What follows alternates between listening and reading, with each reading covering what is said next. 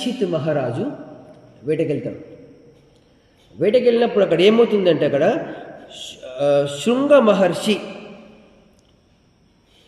తను ఏం చేస్తాడంటే తపస్సులో ఉంటాడు. ఇతను తపస్సులో ఉన్నటువంటి శృంగి మహర్షికి నీళ్ళు అడుగుతాడు అనమాట. నాకు దాహంగా ఉంది, నీళ్ళు ఇస్తావా అన్నప్పుడు తను పలకడు. అప్పుడు ఇతను ఏం చేస్తాడంటే ఒక పామును విశ్లేస్తాడు. అక్కడ పామును విశ్లేషించిన తర్వాత ఈ శృంగి మహర్షి తన యొక్క తపస్సుకు భంగం కలుగుతున్న ఉద్దేశంతో శృంగి మహర్షి యొక్క తండ్రి ఎవరంటే జాత్య మహర్షి. ఈ జాత్య మహర్షి ఈ యొక్క ఎవరికి పరీక్షితుడు అసలు ఎవరతను అర్జునుడికి ఏమవుతుంటే తాత అంటే అర్జునుడి యొక్క కుమారుడు అభిమన్యుడి యొక్క కొడుకు ఎవరంటే పరీక్షితుడు. అంటే ఈ యొక్క పరీక్షితుడు అర్జునుడి యొక్క మనుమడు. అతనికి జాత్య మహర్షి శపిస్తాడు అన్నమాట. ఏమని శపిస్తాడు?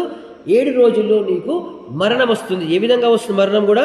తక్షకుడు అనే ఒక సర్పం ద్వారా నీకు ఈ చావు అనేది వస్తుంది అని చెప్పేసరికి అతను ఆ యొక్క విషయాన్ని విన్న తర్వాత అతను ఏం భయపడు.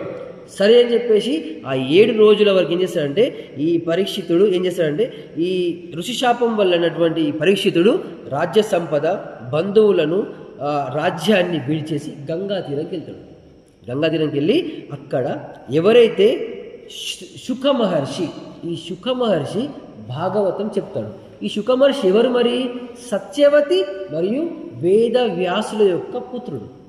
శుక మహర్షి ఎప్పుడైతే గర్భంలో ఉంటాడో అప్పుడే అతను భాగవతం మరేమంటారు భగవద్గీత, వేదాలు, ఉపనిషత్తులు గర్భంలోనే నేర్చినటువంటి మహాజ్ఞాని.